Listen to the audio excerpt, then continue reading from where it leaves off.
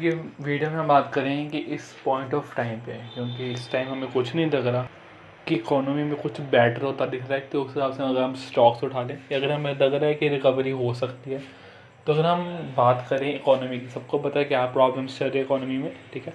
But छोटे छोटे दिन के अंदर रिकवरी आ जाती है कि 2-3 दिन मार्केट गिर जाता है, उसके बाद हफ्ता एक अच्छा सा पिछला अगर हफ्ता देखें तो साइकिल बड़ा अच्छा चला है, सारे 4 दिन मार्केट अप रही है, उसके बाद दोबारा से नीचे आ रही है। तो वो जो ऊपर आई थी वो कोई पॉइंट नहीं था उसको ऊपर जाने का, वो बस ऑपरेटर्स कह लो या एक कुछ भी कह लो, मार्केट ऊपर थी। तो उस टाइम पे हमें ये नहीं दिखाना चाहिए था कि हाँ सब कुछ ठीक हो गया, क्योंकि अभी भी अगर आप देखा जाए तो इकोनॉमीज़ में बहुत सारे प्रॉब्लम्स चल रही हैं, ठीक है। तो उन्हीं सब प्रॉब्लम्स को देखते हमने इस टाइम पे अपने हाथ में कैश रखना चाहिए। हाँ, अगर आप कई स्टॉक्स हैं जो हमने बिल्कुल नहीं खरीदे तो इस पॉइंट ऑफ टाइम में उसको ख़रीद सकते हैं, बट अगर एवरेज डाउन की बात करें या फ्रेश बाय की बात करें, तो अगर आपके पास अगर कैश पड़ा है तो उस कैश का जब 30% ही लगाना मेरे हिसाब से सही लगता है, मैक्सिमम मैक्स टू मैक्स 30%। बाकी सारा अगर नहीं पैसे हैं तो हाथ में कैश रखना इस टाइम पे बहुत ज़रूरी है, क्योंकि मेरे हिसाब से आने कुछ टाइम के बाद अपॉर्चुनिटीज़ मार्केट में आने वाली हैं फ्रेश बाय करने के अच्छे अच्छे स्टॉक्स को। तो अगर पैसे इतने जगह नहीं है, अगर अगर आपके पास मान लो अगर आपके पास 20 या 30 हज़ार ही है तो पैसों को हाथ में रखो। अगर आपके पास 1 लाख से ऊपर है तो इस टाइम पे उस 1 लाख का अगर 30 हज़ार लगाना चाहते हो तो आप लगा लो, क्योंकि जितना जितना पैसा हाथ में रख सकते हो उतना लगा दो।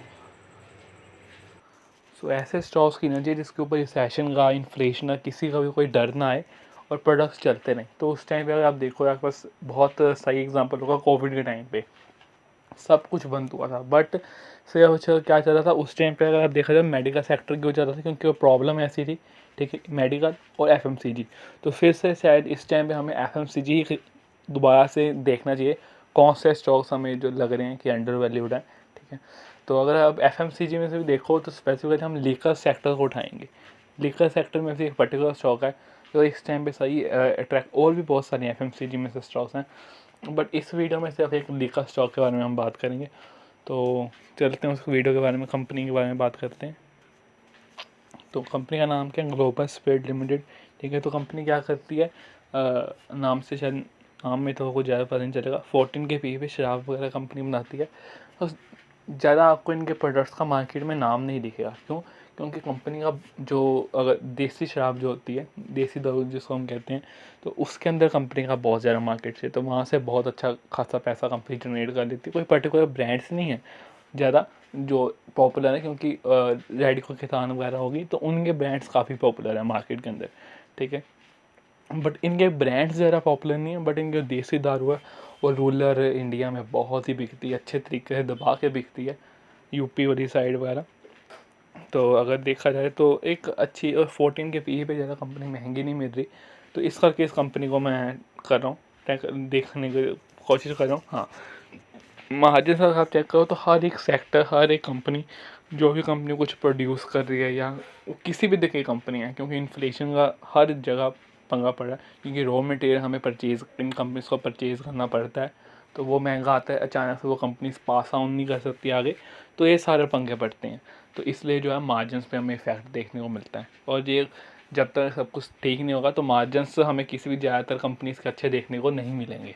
हाँ, अनटिल अनलेस कि वो कंपनी बहुत एफिशिएंस हो या अपने प्रोडक्शन को लेके कि अपने एक्सपेंसेस कम कर दे या किसी तरीके से कुछ करे, तो ऐसा खासा तो अगर हम देख रहे हैं तो इसलिए मार्जिन हमें किसी कंपनी के कोई बढ़ते नहीं देखने को मिलेंगे। हाँ, कम देखने को मिल सकते हैं, बट इसलिए क्योंकि अगर कोविड के टाइम पे देखो हमने वहाँ पे जितने भी कंपनीज खरीदी हैं तो बहुत अच्छे रिटर्न मिले, बट अब वो चीज़ें नहीं हो सकती, क्योंकि वो साइकिल एक ख़त्म हो गया। कंपनी जो मार्केट है वो साइकिल्स पे चलती है, तो वो अप ट्रेंड का साइकिल्स ख़त्म हो गया।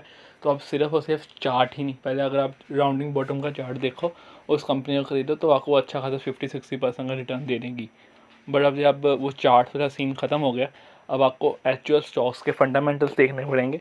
तो फंडामेंटली ये कंपनी अच्छी है, कोई बहुत बुरी है, कोई बहुत अच्छी भी नहीं, बट अच्छी है अपने बिजनेस के हिसाब से। तो इसलिए मेरे हिसाब से इस टाइम पे अगर आप चाहो, अगर आपके पास ये कंपनी नहीं है तो फ्रेश एंट्री के लिए कंपनी ठीक है। ये नहीं कि पूरा पैसा इसमें डाल देना, बहुत ही कम अमाउंट, 10% अगर देखा जाए तो डालना चाहते हो, टोकन अमाउंट डाल के रख लो कि हाँ जैसे जैसे अगर मार्केट नीचे गिरेगी, लगता है कि गिरेगी, बाकी कुछ नहीं पता क्या हो रहा है मार्केट में, तो वैसे वैसे एवरेज करते रहो इस कंपनी में, क्योंकि अच्छी कंपनी है, क्योंकि रूरल इंडिया में बहुत ज़बरदस्त पकड़ है इस कंपनी के बारे में। सो ये थी मेरी एनालिसिस ग्लोबल स्पीड के ऊपर। तो किसी भी तरह की डायरेक्ट चाहे इंटरनेट रिकमेंडेशन नहीं थी, कोई फाइनेंशियल एडवाइस नहीं थी। सो कुछ भी करने से पहले अपने फाइनेंशियल एडवाइजर की एडवाइस जरूर देनी है और ख़ुद की स्टडी करनी मस्ट है। So thank you for this video, see you in the next video, good bye.